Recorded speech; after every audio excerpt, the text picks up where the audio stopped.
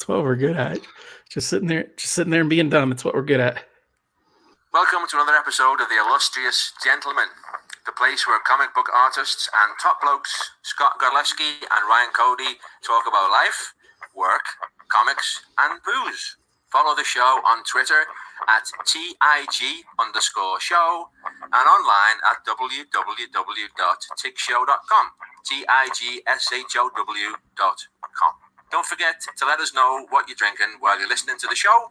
Go on yourself, big man.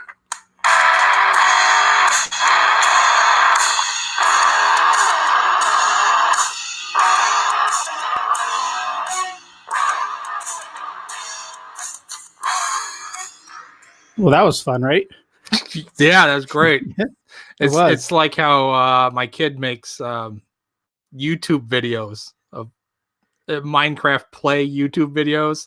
Right. Like she'll just put her phone in front of the TV and record the play on the TV through her phone and then post that. Like anybody wants to see that. Yeah, well, our first couple episodes until we both got decent mics and we figured out what to do. I think I was playing your audio through my speakers right up next to my microphone. I think that's how the first 7 episodes before we figured out Audacity and did the 2 tracks and everything. Before we got all professional and shit. We're evolving. We are evolving. Hi, Scott. Hey, Ryan. How are you? You look like you're. What? You look like you're in Amsterdam and you're looking at one of the prostitute brothels on that strip where all the lights are red. Like you're getting right in front of you. There's a sad Slovakian 19-year-old girl who's working off a debt. She's not interested. No, she doesn't care what we have going on. Okay, I guess let's get right into it, sir. I'm gonna let you go first because I have a pre-game beer and I don't have my show beer open yet. So why don't you go first? All right, with what you're drinking? Yeah, buddy. I've got my. I went and tried to find the back. Our rating on beers. Because I'm sure I've had this before. I think I had this on the show already. But I don't remember if there's okay, it's a Abita Brewing Purple Haze Raspberry Lager. I think there might be a variation of this, maybe, and that's what I had because I'm not recognizing the label here. I think there was something else going on. Does it look like this label? What's the one that? You had before? What are you talking? I can't see anything. Yes, that was the one I had. What is that? Is that also? That's not also. This is Abita Purple Haze Raspberry Lager, 4.2%. Yeah. Okay. Yeah. Maybe they just same then. Yeah. Maybe this is an older one then. Could be.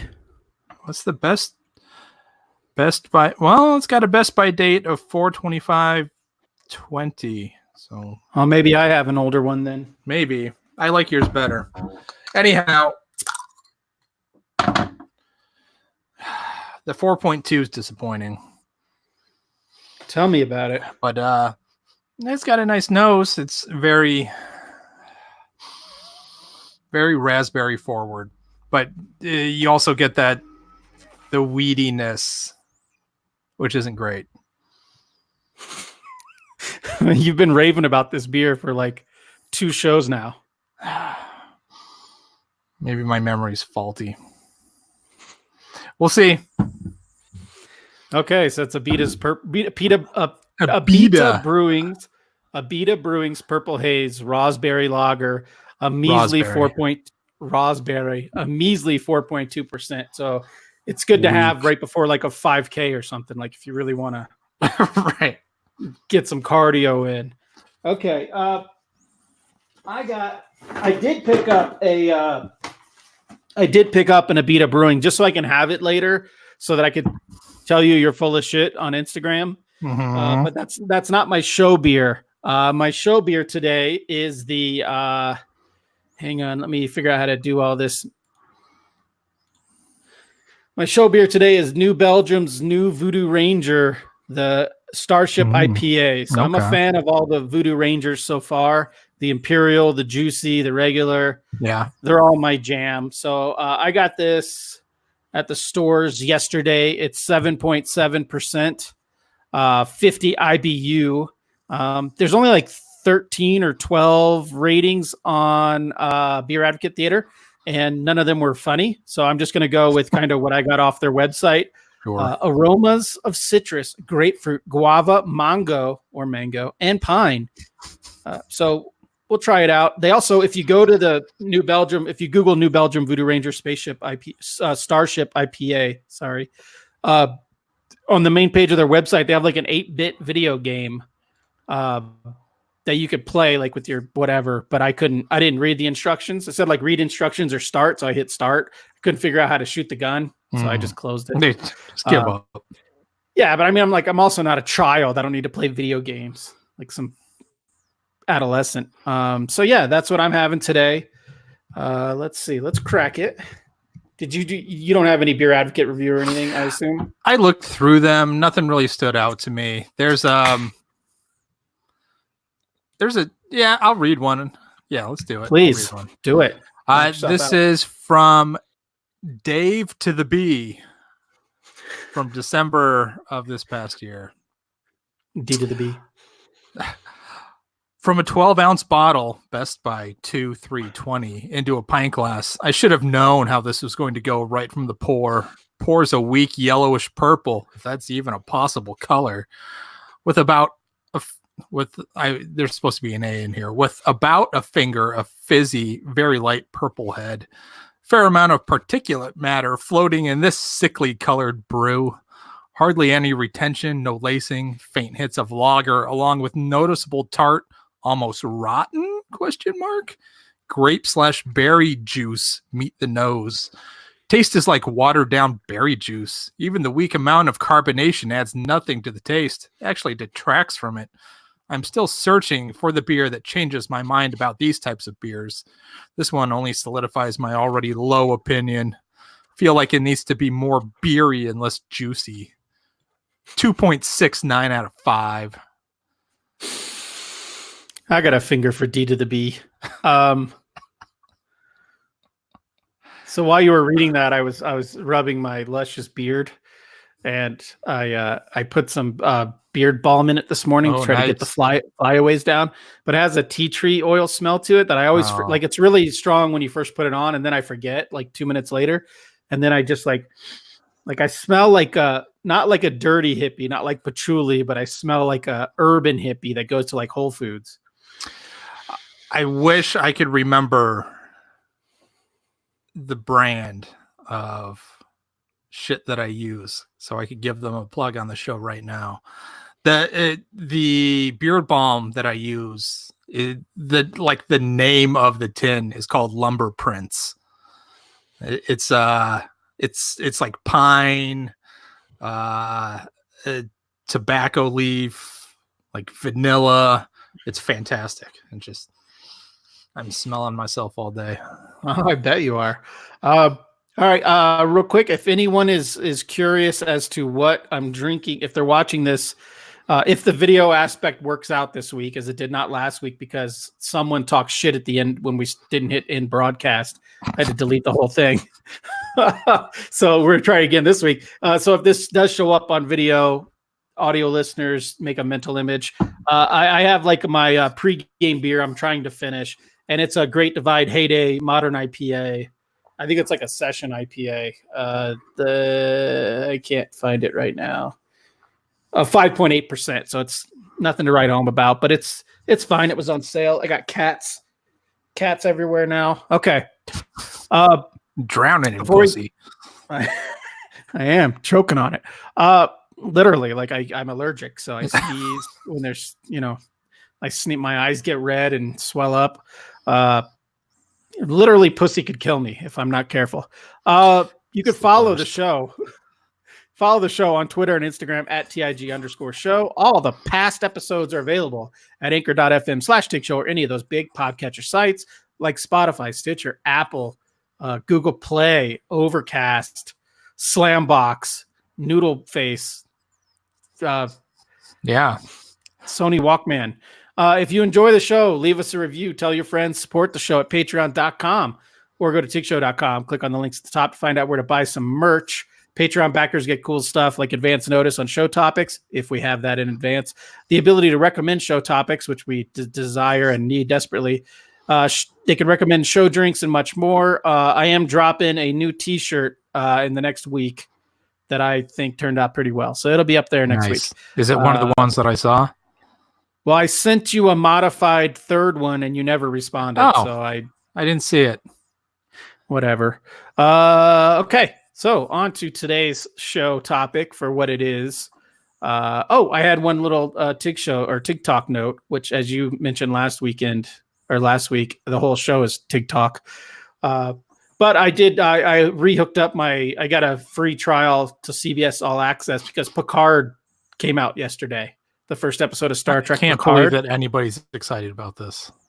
It was good. What? Yes. Well, I'm a Trekkie. I'm a Trekkie to the thing. I'm a Trekkie to the point where I like Star Trek, but I know a lot of it is terrible. But I think the reason. All right. Yeah. All right.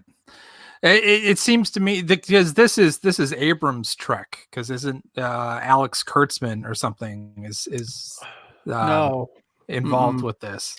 I think he is. No, maybe in Discovery, which is their other new Star Trek. But Picard is showrun by Michael Chabon, produced by Michael Chabon and Patrick Stewart or Chabon. I don't know how to pronounce his name. Yeah, the trailers look just terrible. I don't need my Star Trek to be all action because I buy into the. It shouldn't be. That's why it looks terrible, because that's what they're selling it as. Oh, no, well, kind of, but the first episode was not that. The first episode had a lot of heart. I'm into it. Into it. I'm on board. So I'm going to let my free trial roll over into subscribing again. So shout out to CBS All Access for getting my money. Picard are happy together. And it's the same price, so I can drop Disney Plus, roll right over to CBS All Access and not miss a beat. All right, so that was my TikTok segment. Anything you've been absorbing this week that you want to talk about before no ingesting? No. I'm still really hung up on Star Wars. Jesus, you got to get over this shit, man. No, it's just endlessly fascinating to me. Last night I went back and watched Last Jedi, and it was the first time I've sat down to watch it since seeing it in the theater. That is a good movie. Oh, I have come all the way around. That is a good movie. Wow. Maybe I should. I finished it this morning, and immediately after that, I turned on Force Awakens because I wanted to see if it was an appropriate sequel to Force Awakens. I think it is. I think Force Awakens did what it was supposed to do. Yeah. And I think Last Jedi did what the franchise needed it to do. And then Rise of Skywalker came in and just fucked it in a very uncomfortable place. Last Jedi is the one with the slow speed chase in the casino planet, correct? Yes, and I sat down, and it takes a while to get to the casino planet piece, but I got there and I was expecting to skip through it, but just thematically and as a piece of narrative, it works for the characters, and it was super interesting to watch. Oh my God. It's got a lot of problems. It does, but sure. Man, who among us doesn't? I had a good time. Okay. It was. I don't know. I don't know what's going on in my brain. I don't know, man. Maybe you're transitioning into a happy person or something like that. That's definitely not the case. Yeah, I did this thing desperate for followers, which lead to retweets, which leads to like new followers, which might lead to being popular, which might lead to work. I did this like meme thing, not a meme, but like a hashtag thing this morning where people were taking a photo and then like cutting it down the middle, like a selfie, cutting it down the middle and then illustrating the other half of it. Like one half of their face is illustrated, one half is photo. So I did that solely to jump in on the hashtag that is like, has like multiple tens of thousands. What was my point? Oh, so I did it. And then this one guy on Twitter, this one guy on Twitter commented and he said, it looks really good. It was an odd choice of that photo to use because you look disdainful in it. So I replied that I have resting disdain face. Like everything disappoints me. Ask my children. Everything disappoints me unless I got like 4 beers in me, and then most shit's pretty cool. But up until that level of inebriation, which isn't inebriated, but up until that level, almost everything on the planet bothers me to some level. You got an expectation problem. I do. Yeah. I do. You gotta drop that shit. How do you? This is it. This is the thing. When you're poor, I've been poor not my whole life. I've been poor my entire adult life. So when I spend money to do something like go to a movie or whatever, it's a big deal because I don't go to a lot of movies. Sure. I pick and choose my spots. Like I'm excited about it. If I go out to a bar to watch a fight, I have huge expectations for the fight card just because I can't stop thinking in my head, this is costing me X amount of dollars to do this, to treat myself to this entertainment. So if it doesn't, I'm hard on it because it needs to hold up. Like I just bought some comics the other day, and there's these comics I'm buying that are from Alterna, which has a problematic publisher. But there's an artist that I found online that I liked. He has a book out at Alterna, and Alterna does newsprint comics. So they're $1.50 for a comic. So I look through it. I'm like, I don't love the story, but the art's kind of cool. And I'm not mad because it was only $1.50 as opposed to buying $4 and $5 comics that I feel disappointed with at the end. So it's all money based. Yeah. Everything's money based. I don't have any expectation of anything going into it. So like, that's one of the 2 things I've learned as an adult is if you don't have expectations, then you can never be disappointed. You can only be pleasantly surprised. And never share your feelings because nobody wants to fucking hear them. I was going to ask you, what's the other thing you learned as an adult? Everyone says they want to know what you're thinking, or no, they don't. Because it's a bummer. Until you say it, they want to know. Right, because you never, like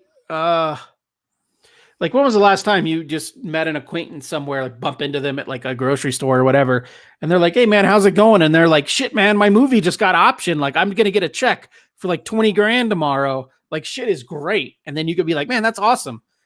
Like that doesn't happen. It's always like you're in the produce section, you're buying some English cucumbers because they're on. Normally you wouldn't buy an English cucumber, but they're on sale. So you're like, they're superior to American cucumbers. So you buy the English cucumber on sale. You're already kind of like balling because you're getting the good cucumber. And then you run into a buddy and you're like, hey man, how's it going? And they're just like, oh, like so-and-so just died and I got ball cancer. And like, oh, English cucumbers. Nobody says that. Everybody chokes that shit down. Right. English cucumbers are on sale because there was an outbreak of E. coli, and then you're like, fuck, I can't even enjoy my English cucumber. Cucumber snob. Yep. Everything sucks. All right.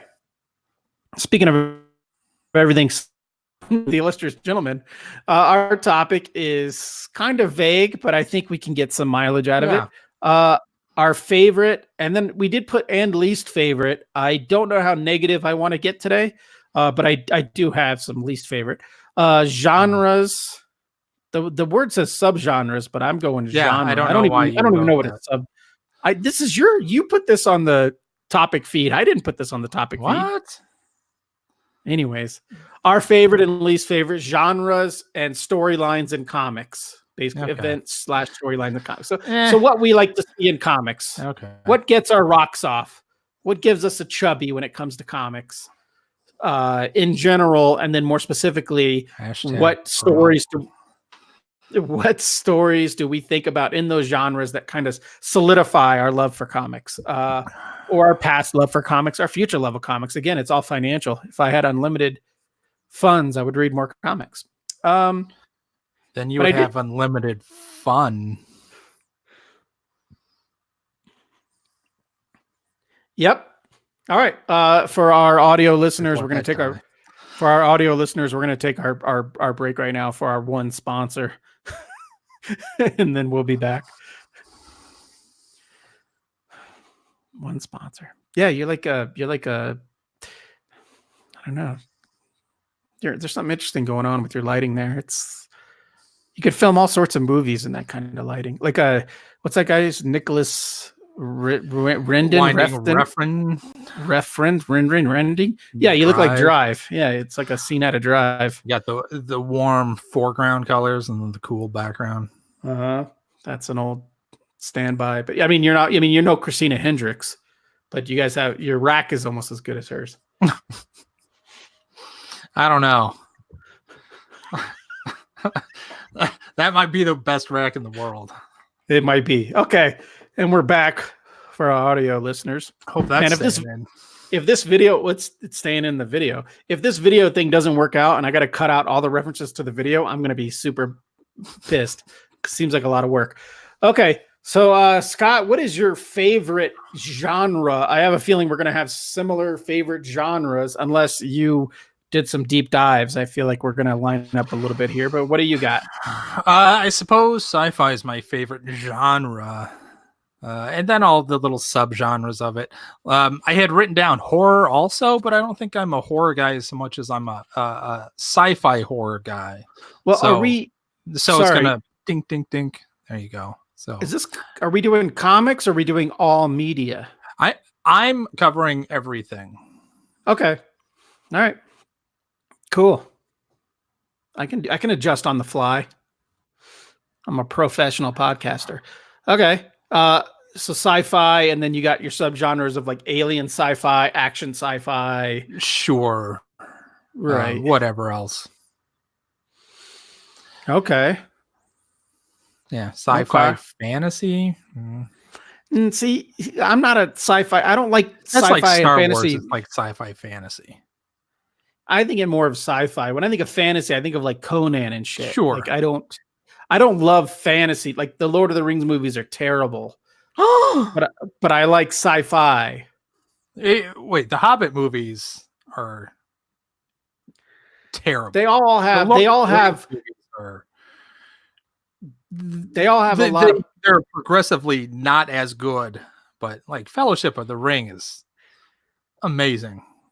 There's a lot of walking and like crane shots, like helicopter shots and walking and music in that movie. Yes. Yeah. Yeah. Like for somebody that just wants to be a wanderer, it's like porn for me. No, I get it. I should have been a hobbit. That's look. I was meant to be a hobbit. I'm trying to build a media empire here. I get wanting to be out there and whatever, and I like to wander and I like to hike and I like to be alone and all that. I wouldn't want someone else to have to watch it. So I feel like they're punishing me. Well, don't watch it. You don't have to watch it. It wasn't made for you. I don't usually ever turn off movies that I either A, pay for, or B, are supposed to be movies everyone loves. I've turned off the Hobbit movies. I think I've tried to watch all of them, and I think I've turned all of them off. Do you have an issue with just turning stuff off, like at all? Because I know people that'll turn something on, and no matter what they think of it, it'll be like, oh, well, I just need to know how it ends now. There's a joke there about getting turned on and off and how something ends. I don't have a problem if it's free. Like last night, I was trying to find something to relax and be brain dead and watch on Prime. And so I tried like 3 different shows and like a movie, and I turned all those off within the first like 3 minutes because it's just free. You can go back. It doesn't cost me anything. It's no skin involved. But I've never walked out of a movie that I've paid for to go see in a movie theater. Okay. That's something I would not do, and it takes a lot for me to walk away. Leave a movie? Have I ever what? For any reason had to leave a movie? Like in the middle of the theater, you've had to get up and go? No, because when my kids were little, I didn't take them to movies, so I don't think I've ever had to leave. I think maybe one movie, one time, I can't remember what it was, like the projector broke, so they gave you all free whatever. But no, I've never had to leave a movie. I find that hard to do. Just like crappy. It's yeah, I would have a hard time doing that. Yeah. I left when I saw Tremors. I must have been 8 because that was the summer of '90, so I wasn't 9 yet. I was just too scared. I made my dad leave. That's on Netflix now. I watched it the other night, and it's a great movie. Great movie. Yeah, they're all on Netflix now. And I had to leave the Ben Affleck Daredevil movie because my roommate called me in the middle of it. He had a dead battery or a flat tire or something, needed a ride. So it was terrible, and I'm a nice guy, so I left. Yeah, I can't think of anything I had to leave. I was going to make a joke what you had to leave Tremors because you were so confused that the dad from Growing Pains is in a movie. Yeah, that's Or no, I never watched Growing Pains. Yeah, no, you're young. Just then when you said you're 1990, just then when you said you were 8 in 1990, it just hit me like a fucking sledgehammer. How we're not that in the grand scheme of things, our age difference isn't that big. But when you say shit like that, when you think about geological time, yes, I mean I turned 15 in 1990. Yeah, so shout out to you, 1975 babies. Yeah, so for me, same. So my comic genre and my movie genres are different. Movies, it's sci-fi. It's hard sci-fi. Yeah, sure. It's good sci-fi. It's yes. So what are that's mine. So what's yours? Yeah. So I guess we're gonna break it up. My movie is sci-fi, and then there's even things I like in movies that I don't like in comics. So I guess my second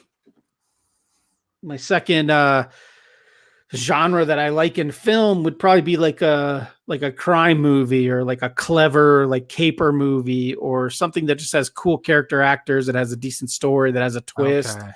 I don't read those kind of comics. I'll get into that more later, but I guess for me it's sci-fi and sci-fi action. And I know some people would say like the Harry Potter movies I've talked about. Harry Potter is my favorite franchise of all time, but the movies I don't think hold up on their own. I enjoy them because I know the books. But I would not throw Harry. It's weird and it's nitpicking. I would not throw Harry Potter movies in with Lord of the Rings movies. I would throw Harry Potter movies in with sci-fi movie. But that's maybe nitpicking because I want to know how I would categorize that. I want to lean a certain way, so maybe that's why I lean that way. But yeah, definitely it's probably a subcategory of fantasy. Yeah, and then definitely just after like sci-fi is like action movies. Like that's the kind of shit I want to see. Is it goes both. Like the way I handled this topic was what can be done in this medium that can't really be done well in other mediums. So action movies, I don't know if I could read a book that's like an action book, like, and be like, this is lame. Like, cause I need to see like I don't want to read the novelization of Fast 5, which is the best Fast and Furious movie. I don't want to read that novelization. That's fucking lame. Sure, you need the movement, the outlandish. Yes, you need the music. Right, and it goes for me to transition, and then we'll go back to you. Is the comic genre for me is superheroes because when I was growing up, superhero comics were the one thing in one medium you couldn't get anywhere else. There weren't movies. It was a very unique way of telling stories with these characters that I grew to love. Huge action, superpowers. Like even maybe I gravitated towards X-Men because they were like different, but they were like homo superior. So like all that stuff appealed to me, like being better than the people who in real life I was super short, skinny, pale, had no power. Like I was the youngest in my family. Like I had no power over anything growing up. I was pimply faced, skinny, unattractive. And then in the X-Men comics, these people excelled and were kind of like better than everyone else. So it's kind of like, fuck yeah, I'm into that. Yeah, that begs an interesting question about what genre that would be. Like I would put most of the Marvel stuff into like sci-fi action because a lot of it is science based. Right. It's all an accident with some experiment or some sort of radiation. Interesting. Right, But right. like Superman even, or Wonder Woman, Batman probably too, is more like fantasy action. Yeah, I mean, I just wrote it down as superhero comics because if we're Yeah. going just with comics, it's superhero comics. Because, like I said, before the Marvel movies blew up, and even before like the X-Men movies blew up in the late '80s, early '90s, you had a couple cartoons, but other than that, if you were into superheroes, your only way to read stories or enjoy stories about these characters was in comics. There were no movies. There were no, like I said, they're like 3 cartoons and then comics, and that's it. Like there wasn't a movie, 4 movies a year coming out and shit like that. Like, Right. so to me, it just hit every button I wanted at that point in my life. And then I think about it now, like if I was a kid right now, I probably wouldn't be into comics, and I probably would only know the characters through the movies because. Oh yeah. What do you do? Like, Okay. I don't know. That's a different show, I guess. Yeah. All right. Anyway, so your Okay. favorite film genre would be science fiction. Science fiction followed by action. Just Okay. I like shit to happen. I like shit to pop off. I like explosions. Don't get me wrong. I like a really well crafted. I mean, one of the last movies I went to see was like the Downton Abbey movie. Like I appreciate that as well, but you can get that anywhere. I'm talking about shit that I could only get growing up that really lit my fuse. You can only get it a certain place. Either certain, like Alien was a movie. Aliens was a movie. Like that shit wasn't. And I never. It's funny to think about it because I always question why comics don't sell better because the movies are big. I never read any of the Dark Horse Aliens comics. Oh no. Or Predators comics. No, So, because it's a movie. yeah, it would be less It works than as a in my movie. eyes. That's how I Right. know it. Right. Yep. Yeah, so that's where I go. What about you for comics? Obviously, I think growing up you were on superhero comics as well. Yeah, I suppose superhero is a genre by itself. Yeah, I was a superhero guy for, ever and ever. Yeah, I'll go with superhero. I mean, even today, if I'm going to pick up a book, more than likely it's going to be a superhero book. Though, I don't know. If I'm picking it up today, I'm only picking it up for the art. So if I'm picking up a new book for a genre or a concept, it's probably not superhero stuff. It's going to be sci-fi or horror, probably. Yeah, I find horror works really well in comics. I don't understand it, though. I mean, you can't control the pacing. Scared. You're not scared when you read a superhero comic or a horror comic, are you? Speak for yourself. Okay. It doesn't make any sense in print form. Right. It takes a truly talented person to be able to bring that through. Still pictures and printed words. Yeah, is that picking up on my mic? I think my neighbor's dryer is out of balance. Awesome. Oh, I can hear that. Sweet fucking assholes. They're already rhinoceroses and elephants up there. Yeah, so I would never normally read it. I think I've bought one horror comic in my life, and that's I was supporting you on the Dark and Bloody. But I got an email from somebody the other day and said, "Hey, we got a PDF preview of Joe Hill's new horror comic at DC with Stuart Emanin on art. Stuart's coming back to comics to draw this. He's like, if you want to look at it, let me know and sweet. Come in and peek at it." And I just said, "Oh, I don't need to look at the advanced PDF. Just I'm going to buy it but I'm buying it because it's Stuart Emanin, not because it's a horror comic." So yeah, I guess no matter the genre, I follow artists. So I guess if Stuart did, I don't know, a fucking comedy book, I would probably buy it. Although I would hate myself for it because that's another thing that doesn't I don't think horror and comedy translate to comics that much. I don't like to see jokes in my comics. It's definitely hard to do. I wrote down, like, I just made a list of genres that I enjoy. Comedy was one of them, and I tried to write down examples for whatever, whether it be a film or a TV show or comics or whatever. And for comedy, I wrote down Hitman because I think that's a genuinely funny book, which is a tough thing to do. Again, it's like horror because comedy a lot of the times is about pacing, is how you present it. Yeah. And so you don't get the inflection, you don't get the emphasis on certain things and dialogue. But so to be able to manipulate the way it's processed in the reader, I think that's it's super impressive. It's something I wish I could do.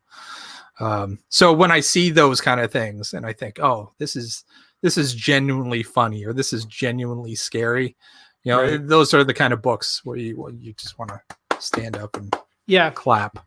Yeah, I get that. Like, I was just thinking, like, when you were talking and I was ignoring you, I was just thinking, like, is there a comedy book that I bought that I like? And then I was thinking, like, for me, it had to be so over the top ridiculous. Like Next Wave, we've talked about that. It's one of my favorite series ever. But that is so over the top fucking insane. But I think people would think that's a comedy book, like it's a comedy kind of action book or whatever. But it's just so ridiculous. Like, I'm not interested in, like, I don't know. Like, I don't know. It would have to take a great artist to do a book that's not really well written and is just made for laughs. Sure. They don't make those anymore. I would imagine stuff like, what is it? Uncle Scrooge, right? Yeah. What is his name? The writer artist Banks. Forever and Ever. Banks, I know is the last name. I can't. Right. The first name's escaping me, but I that was sold and as a comedy book. They print collections of newspaper strips and shit, and that stuff works. Carl Banks, thanks. Right. Yeah. So it's just not for me. I don't know. It's not for me. I don't know. It's all personal. Right. Yeah, sure. Yeah. While you were talking, I was thinking there are books that are mainly other genres like superhero or action that have intentional specific comedic element. I was thinking like The Authority when you were talking about Next Wave, when you have elements of it that push things way over the line so far that I guess it's just shock value that makes it funny, not really a crafted joke or anything. But seeing Captain America do something not Captain America-ish, the shock value in that is funny. I guess it's a cheap form of comedy, but still it's there. Yeah, I get that. I had another category down here, I guess, for comics, but it also applies to me for TV and movies as well. And it follows along with the sci-fi like subgenre, and it's Supernatural, because at some point the comic I love the most and my favorite comic of all time was Hellboy, and that follows in the supernatural. That's a horror book. See, that's fine if you want to classify whatever. I still contend to this day that is pretty much a superhero comic book that has monsters in it. We've talked about this on the show before. He has a uniform. Yes, sure. He has established abilities. Put it wherever you want. Right. So I did list that, and then I was thinking, like, am I only putting this in because of Hellboy? Obviously, I watch. Literally, there's a show called Supernatural that I enjoyed for the first several seasons, and I like the Monster of the Week. I like the X-Files. I like sort of those kind of shows. I like Fringe, which had some elements of horror to it. It wasn't sci-fi. But something we talked about a couple weeks ago, maybe a month or two ago, Neverman follows into this category as like supernatural sci-fi kind of stuff, like Guy Davis kind of stuff. So yeah, it's like Yeah, that's a yeah, that's one of those blender properties. You just yeah. throw all of the shit in and mix it up. Yeah, I'm into that. Like I collected the first, I don't read it anymore, and that was just a budgetary reason. But that comic book Oblivion, that Robert Kirkman book, Okay. Robert Kirkman, Lorenzo del Felici, I don't know how to pronounce his last name. It added monsters, and it was great. I really enjoyed that book. So it's like I'm into monsters, I'm into that sort of stuff, but I'm not like so into monsters that I give a shit about like old Godzilla movies. Like fuck off on that shit Sure. with the shitty special effects. Like I'm old enough to know that movies are better now because special effects are better now, and just because something was cool in 1960 because of the limits it had in 1960 doesn't mean you have to love it now. Like you can admit to yourself that it was garbage then and it's garbage now. Yeah. Yeah. But okay. yeah, I don't want to get into the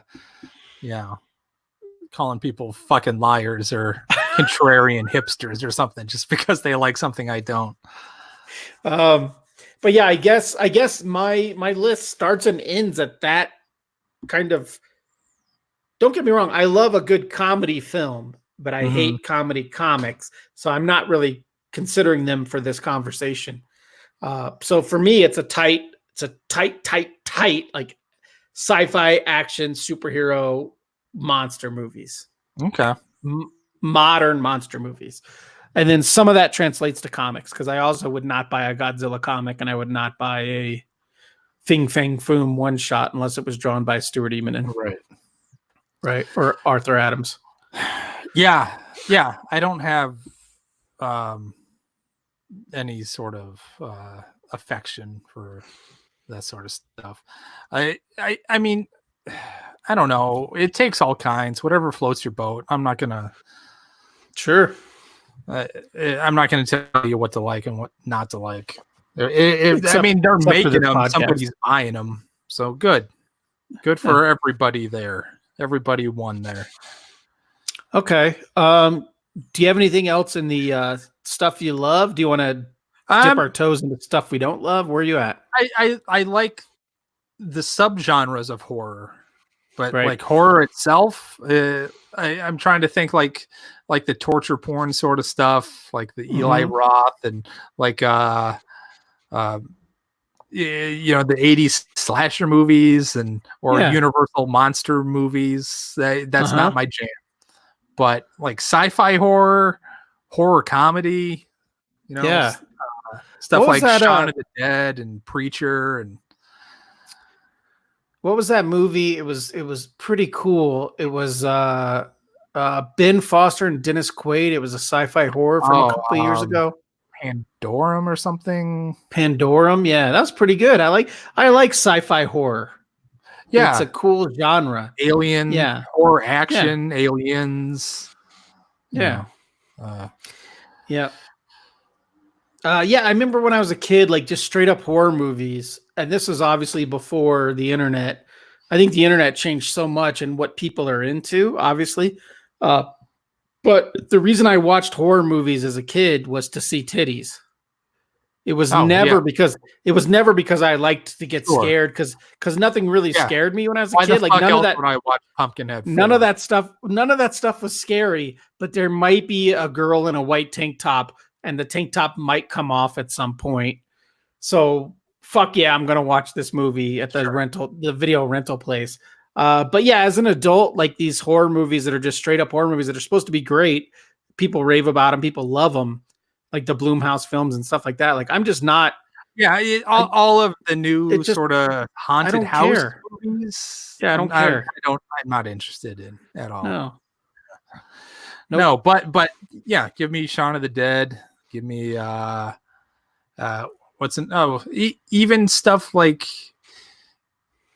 what is it, Zombieland? I haven't seen it other than the one time, but I remember it being entertaining enough. Yeah, and you can like mixing the genres we like in movies, like End of the World is one of my favorite movies, right? That's the one with the pub crawl. Oh, and then World's End. I love that fucking movie, man. It hits every button I want, but it wouldn't work in comics. I wouldn't read it in comics. It would almost be like a Mars Attacks comics that I don't fucking care about. But in a movie, it works. Like it's got sci-fi shit. It's got funny shit. It's got like beer bonding bro shit that I'm huge into as I get older, like bro love, bromance. That's why I love talking to you. It's all this stuff that I dig. That movie encapsulates it, but it doesn't fit into one genre. It's just kind of, oh, sure. That's probably why all these movies are cult classics and not huge hits. Cause they're in multiple genres and they just kind of hit buttons rather than, I think I feel about horror the same way I feel about sci-fi. Like as a genre itself, it doesn't appeal to me. It's more like a complementary. It's a spice that you use in other genres. Yeah. Like hard sci-fi is totally it's so hard for me to get into when they start using technobabble and I love it. Just like the hardcore, like world building, the goofy names and all that stuff. I don't care. I just check out. So I turned on the first episode of The Witcher a while ago. Ugh. And I see people saying how much they love this show, but I watched like 6. When you couple the accents with all the gobbledygook names and terms and stuff, I can't understand a fucking word anybody's saying. You know, my biggest problem with I watched like 6 episodes of The Witcher because I'm fascinated with Henry Cavill taking these roles. The dude was fucking Superman, for God's sakes, and he's the best part of one Mission Impossible movie. And it's like he's now doing the best part of that movie. He's now doing The Witcher. The thing that really bothered me about The Witcher and might have turned me off because I never finished it, but I did watch the majority of The Witcher. Sadly, first of all, the singing. You know, I've already talked about how I hate singing and fucking sci-fi fantasy movies. Oh God, there's a dude who follows him around with a lute who sings a song for him. Yep. But there's you only watched the first issue. So spoiler alert, if you have not watched all of The Witcher and you want to watch The Witcher, which I would not judge you, but I would silently judge you. There's a deformed girl at the beginning of it who becomes a witch. Mm-hmm. And as soon as she becomes a witch with all these powers, she physically fixes herself to be a super attractive chick. And I'm like, how problematic is that in the Me Too movement, in the inclusion movement? Because she had a dude fucking her when she had a hunchback and she had a lazy eye and shit. There was a guy who loved her. So she had happiness. She was happy. And then she wanted power. So to get the power, she made herself super hot. It's like a Freddie Prinze Jr. movie. Just take the glasses off of her. Oh, I knew it was going to happen too, because when I was watching it, I'm like, why did they cast this pretty attractive chick to be this hunchback with the drooling lip? And you know it was going to happen. And I was telling myself as I watched it, this shit's not going to happen because we're in 2020 and this shit is not cool. And then she fucking did it and everyone loves the show. So it just proves my point. We're all fucking assholes. We're all monsters. We all want pretty things. We all hate ugly things. But yeah, fuck that show, dude. That's kind of where I dropped the line. Like too much. The dude sings, and the guy who sings and follows him along is obviously gay. So it's almost like he has a gay sidekick, and then the female lead made herself magically pretty. Like it's all the problematic. But she did it for herself. She didn't do it for a man. She kind of did it to get into a certain job position. So she kind of did it to get a better gig. Well, I hope she was paid as much as her male coworkers then. I hope so too. So fuck The Witcher. Oh, my voice cracked. It's gonna happen once an episode. Turns into this. Yeah. Okay. Anything else in the kind of like shit we love, or do we want to get into stuff we don't quite understand? I want to give I'll give a little shout out to dramedies. I like them. I like a good dramedy. So, the best show that I've watched most recently was Fleabag, which falls into that category. Yeah. So I like to laugh, and I like to use my heart for things when I watch stuff. Yeah, that's why. Yeah. Go ahead. Oh no, I was gonna say that's why Love Actually is the best Christmas movie of all time. See, yeah, that sort of shit. I also watched Living with Yourself, the Paul Rudd show. I haven't think watched it. he was miscast. I don't think it should have been him. That might be the only time anyone's ever uttered those words about Mr. Rudd.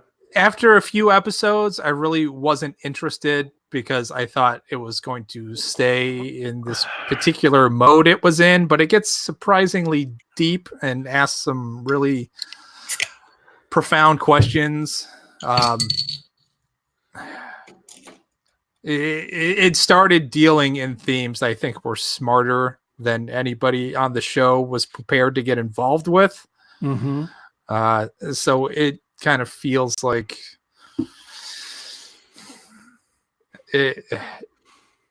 missed opportunities, or this could have been better with, I don't know, more intelligent, a smarter writing staff, right, a different lead, because I think you have you have these presuppositions about certain actors. Big words.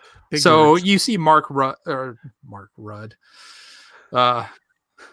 Rudd, and you think a certain thing. He's Paul Rudd. That's who he is. You cast him to be him. So he's not. You're not expecting acting. I don't think. You're not expecting a performance of a character that's a you problem. Paul Rudd. So, anyway, but that falls into that basket of dramedy. Hey, since we're on the split screen and we're on video, let's do something cool. Hold your beer up and tilt it to your right. No, you're right. Clink. Cheers. Cheers. Same beers. Yeah. Same beers. Wow, the same. I don't know which way is which. Look at that. Same beers. You have a different logo. Also, your bottle beer is twins. Beer twinsies. All right. So we can get into I did write down a couple. So we already talked about so what I like in comics is stuff that can be either couldn't be done in movies or TV, or can be done, or what I dislike in comics is stuff that can be done better in other genres, right? So like we already talked about the spy stuff and shit like that. Like those kind of movies those kind of things are better done in movies where you could have more subtlety and more sort of nuance. And again, I understand it's a pacing thing and an atmosphere thing. Yeah. And I understand there's going to be dudes out there who write comics and whatever, and they're just like, oh, you're a fucking idiot because you don't pick up on it. Maybe I don't pick up on it in a 20-issue comic book or whatever. But all right, I'm gonna alienate some people here. That's fine, whatever. I don't like bio comics. I guess the new indie style. Almost like a web comic. The new comics, those aren't my comics. The new hit comics aren't my comics, right? The Scholastic comics, the comics for young adults. That's not my kind of shit I grew up on. It's not the kind of stuff that I'm into as a 44-year-old man. I'm not saying they're not amazing comics. I'm just saying I don't read those comics. So bio comics and sort of slice of life comics and kind of stuff like that to me is just look, I've seen those TV shows. So it's I'm not going to read a comic that is a sitcom that I've watched or something like that. So if I'm going to look and consider a autobio comic as something great, it has to be drawn by a 70-year-old who saw war. But I will say if I was a 14-year-old young adult questioning my sexuality and stuff like that, and a comic came out that was queer or questioning or whatever, I would totally be into that shit because it would speak to me. It would be what I want, what I am. And so for me, I'm all this is based off me being a 44-year-old heterosexual man who would get a boner off of Commando, right? Not other shit. So it's it's just my opinion is what I'm saying. So That's the kind of comics. That's the kind of genre and comics I would never really be into. Yeah. So even the genre that I would pick on, which I'm not picking on, is just not for me. I get it. If I get it for young people, like I totally get it. Yeah. Okay. That sort of argument makes me sad now because the mission accomplished. the genre that comics have had the monopoly on forever and ever was superhero, and now it's the biggest movie genre on the planet. So, yep. Do we not have that anymore? Is it not ours? No, it's not ours. It's everyone's. So what do we do that do better than anybody else? I think it would be marginalized voices. The comics that I would not read, that I think everyone should read, that I don't read. That's what we do. Like it just came out. The Beat just had an article. I think it was picked up on other sites of the biggest, air quotes, biggest, most successful comic creator of the last decade was Raina Telgemeier. I don't know how to pronounce her name. I'm sorry. She does young adult comics, and I think they might have a certain bin that leads themselves to 10 to 12-year-olds and maybe like 7 to 12-year-old. Those were the best selling comics of the last decade. And I think it's because no one's picking up an X-Men comic that's 10 anymore because they can just watch the fucking movies. Their dad is shoving them down their goddamn throat. Like so we have hit that switch to where the person who feels marginalized can only maybe get whatever they're marginalized by in comics. Okay. Yeah. That makes sense. I think, the one thing we can do better than anybody else is giving sort of that serialized,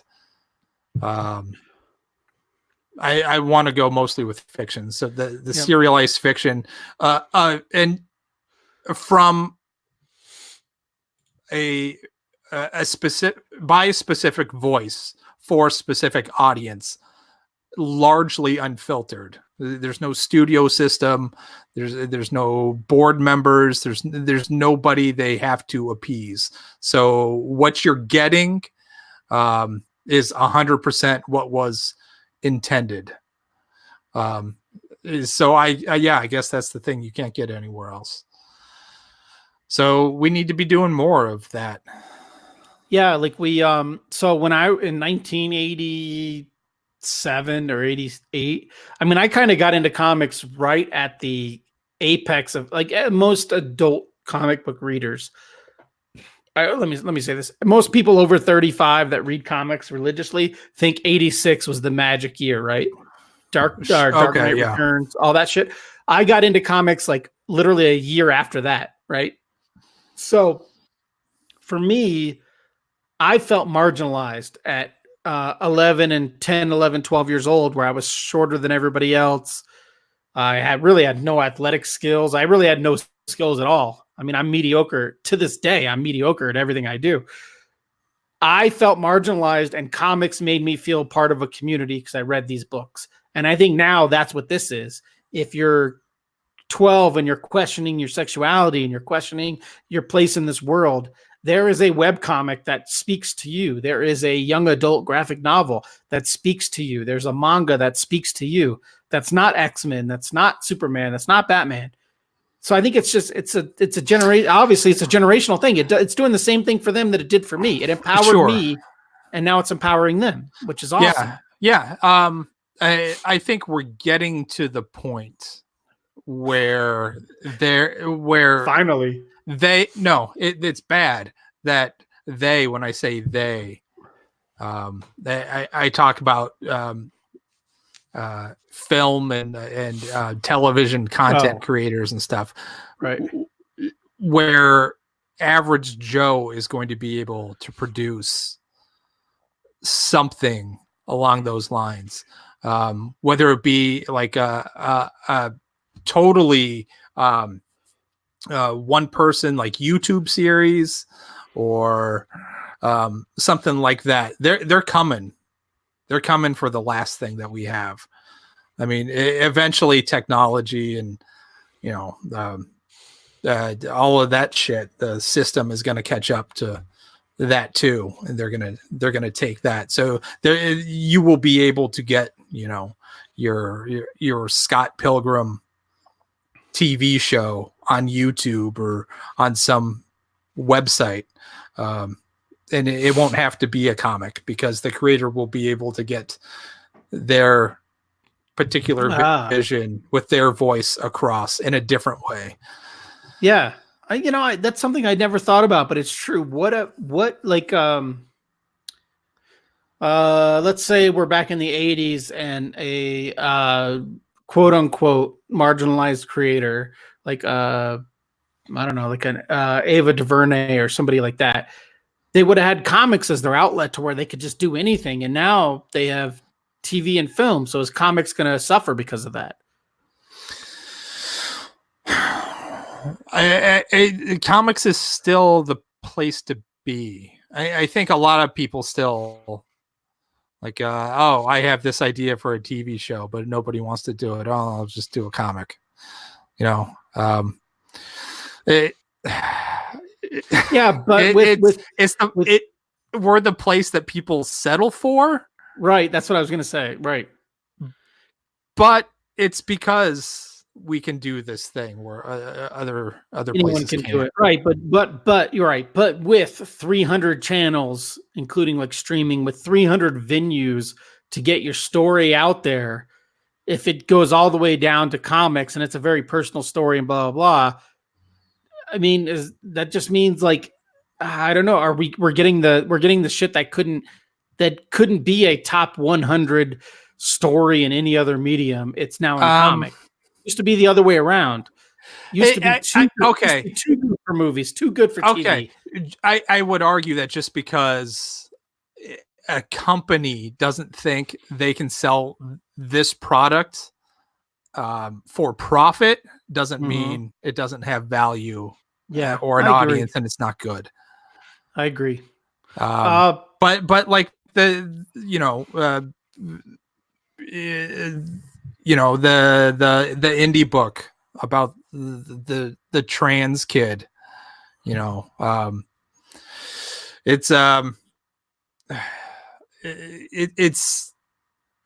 something that can exist here. Just because everybody else is scared of it, so nobody's going to take a chance. Yeah. It's just terrible. But come. But even that's a great example because something like that.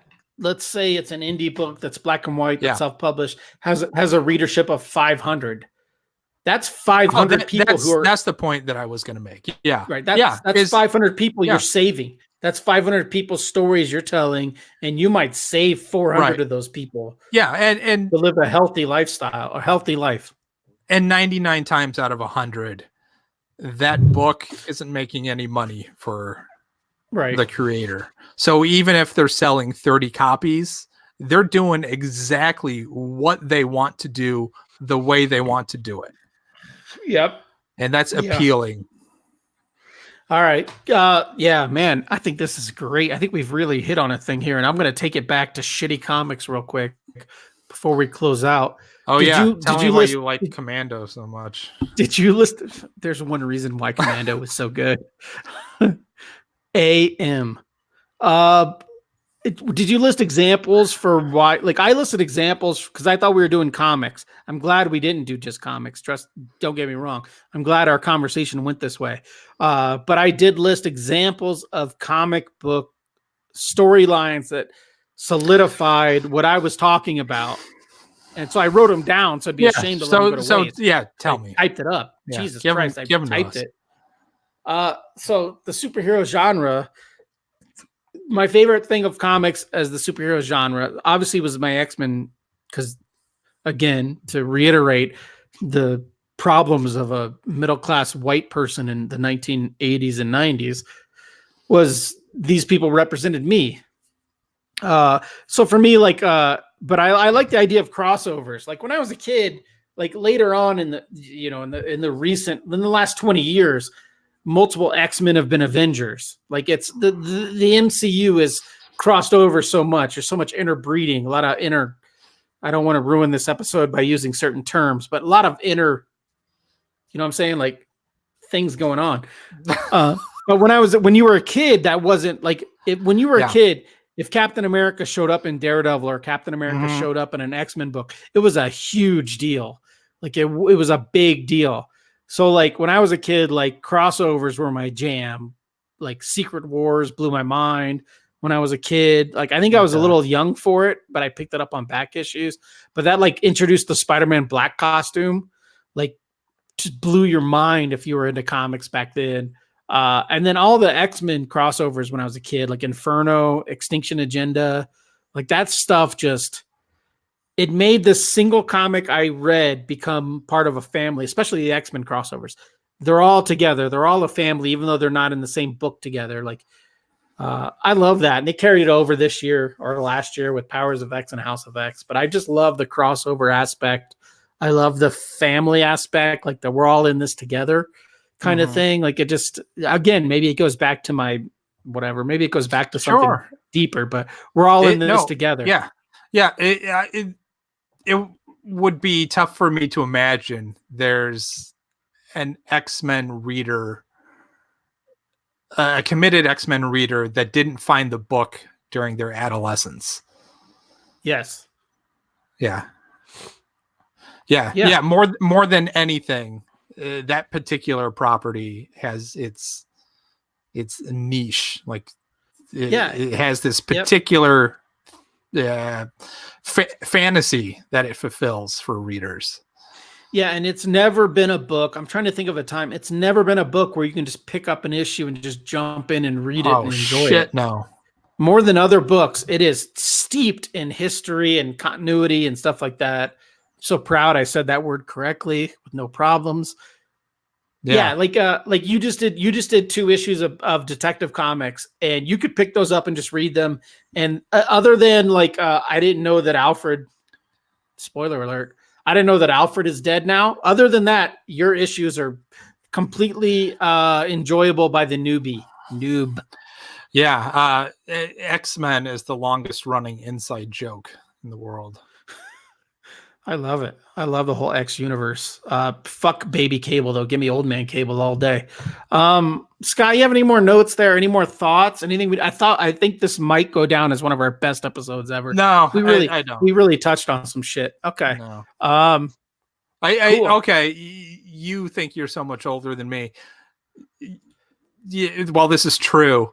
I too feel old because my oldest, my 12-year-old, is watching The Office now and is getting like all of the jokes. So we share Office quotes, and I think it's neat, but it's also bizarre, and it makes me feel sad in a way. Should make you feel happy in a way, because that means it's classic. You get it. Like it's like my dad always liked. He's old enough to get it now. Yeah, but like my dad, when I was a kid, I think always wanted me to get into like shit like MASH and shit. And I'm like, I didn't get into that till I was like 30. You know, right. It's like, we can't watch that together. Yeah, I think that's kind of neat because it's timeless. Like that's the thing, like what we're talking about right now, other than like the biggest movies, other than Aliens, maybe Commando, maybe the first Predator, they're not timeless. Like they don't regenerate to, whereas like if I showed my kids, I have one teenage kid now, well 2, but one that I'm legally obligated for. If I showed him Alien right now, he'd get it. If I showed him Aliens, he would really fucking get it. But there's not a lot of movies that I could be like, I love this movie, let's watch this movie, and then you'll see why I love it. No. I think I think it's easier for our generation to show our kids things, and oh sure, there would be a better chance of them also enjoying it than it would have been for my dad to show me something. Like right, he used to like we had a copy of Abbott and Costello Meet Frankenstein. Oh Jesus! Like what am I going to do with that? That's inaccessible to me.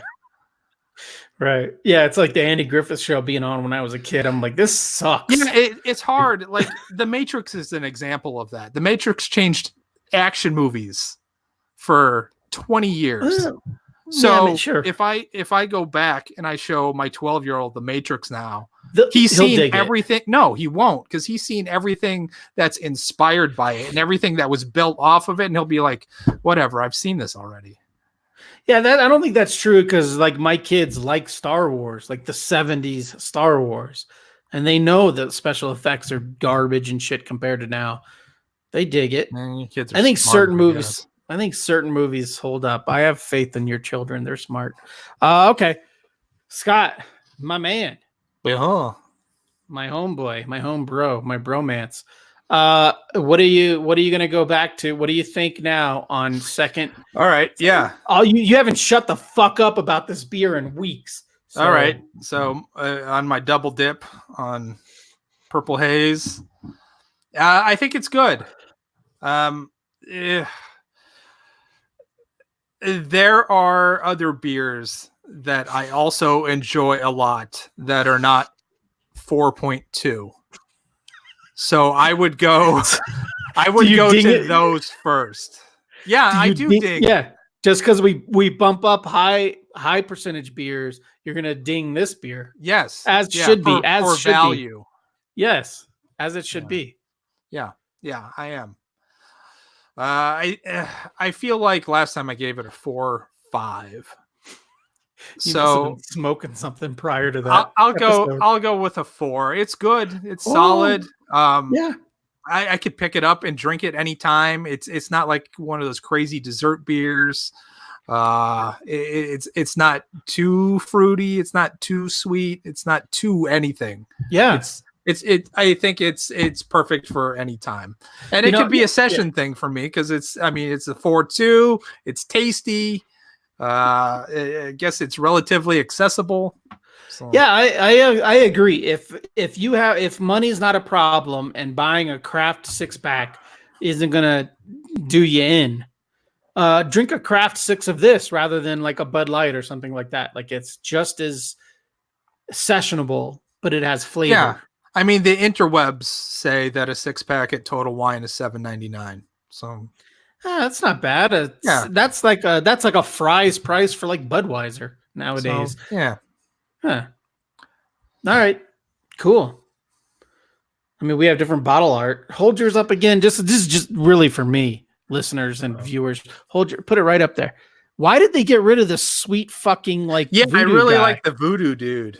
Yeah, what the fuck is wrong with these people? I mean, because that is the shit right there. So what is the Best By date on yours? I couldn't find one. I looked when you were running your mouth about it. I couldn't find one. Interesting. I've never seen that bottle. The one you've held up, I've seen this one lots. I've never seen that one. So who knows? Magic. Okay, cool. Let's switch to me now. It's my turn. I had the Voodoo Ranger Starship IPA. So it has the classic Voodoo Ranger art, but he's wearing like a space suit. He has a space gun. 7.7%. There's a whole like thing online about mid-fermentation something or other to make this, how you could get the hop flavor without the bitterness. I don't fucking know. I don't quite get it. I'm a big fan of the Voodoo Ranger line. I'm a really big fan of the Imperial Voodoo Ranger. That's 9%. That's only like $9.99 a 6-pack. You guys should get that shit all day long. This is probably my least favorite of all the Voodoo Rangers so far. You have the Imperial, you have the regular, you have the juicy, hazy, whatever. That's a good one. And then you have this one. So I'm probably going to give it a 3. I don't hate it. I don't love it. Obviously, I finished it quickly. So if slamming IPAs is your thing, then it's a 7. It's very drinkable at 7.7%. Yeah, 3. It's my least favorite of the 4 that I've had. But still, good for them for creating a fucking powerful IPA line. Excuse me. Can't edit that out on the video. Yeah, it's good. It's fine. I'm gonna. You know what I did? You know what I did yesterday when I bought these? I wasn't sure I was gonna bring these up, but I feel like I have to bring it up now. The store I was at had a white, like, I don't know if you know this, because I don't know if you grew up like this, but sometimes you get generic things that are just like a white label that just, like on Lost, it just said like roast beef or ketchup, or it was like a white label with just like a black text or whatever. Mm-hmm. I don't know if that makes any sense to you. Yeah. So yesterday I was at the store picking up the Starship IPA and the Purple Haze, and there were some 6-packs that were just plain white, and they wrote on the side $1.99. So I'm like, $1.99 6-packs. Pick it up. It's all Natty Ice products. Natural Ice Light, Natural Ice, which is like a stronger content. And I sat there, and as I mentioned at the beginning of the show, and as I've been ranting about, because I want to be real, much like the lead singer of Cypress Hill, I want to be real. Money's an issue, sure. But if I'm not drinking Sundays through Thursday, I want to make Friday and Saturday pretty special. Like let's not fucks around on Fridays and Saturdays if we're not drinking Sundays through Thursdays. And I don't have any hard booze. All my hard booze is down at the Southern Villa, so I don't have hard booze up here to take advantage. So I bought the $1.99 Natty Special 6-pack because it could be the worst shit in the world, and it is still like 30 cents a beer. Now, when you said the white 6-pack, I was picturing in my brain, I might like take a flyer on like a $5 mystery 6-pack where they just throw whatever in there. Yeah. No, these are because they're in the cans. You have to actually lift it up. All you see is the top of the can. Yeah. So had I been curious and been awesome, I would not have looked at what they were, and I would have just bought it. I bought it anyways, but I looked ahead of time, and it's like three natural lights, Natty Ice, which ice beers are usually in the 6% range, a Coors Light, and then maybe some other natural products. It's all light beers. It's all garbage. But at this point of the day, I'm not saying I have a drinking problem, but if I was going to keep drinking today, I've already had 3 craft beers. So now would be the time to jump into the natural light.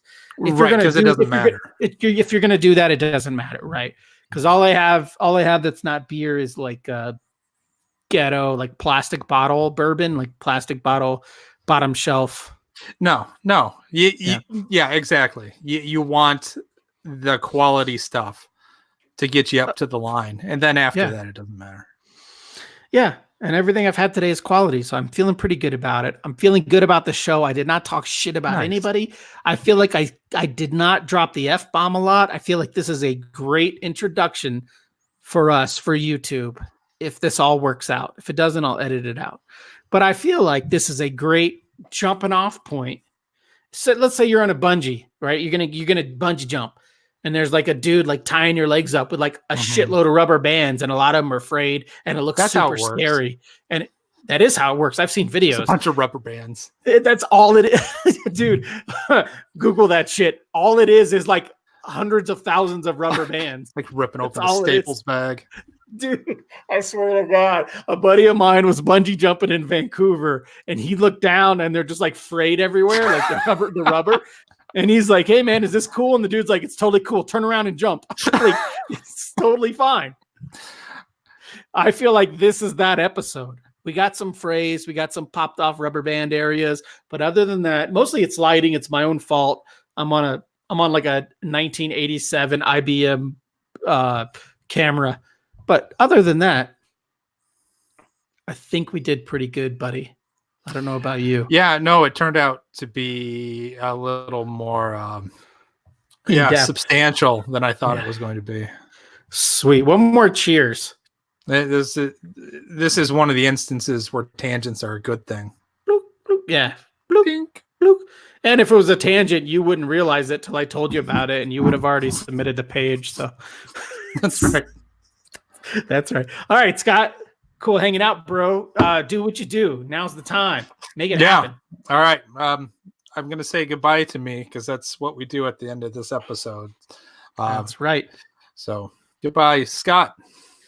Goodbye, Scott. TIGShow.com to look at our new t-shirt merch. It's going up today. Yeah, I'll take Boom. a look at that too. Yeah, sure. Boom.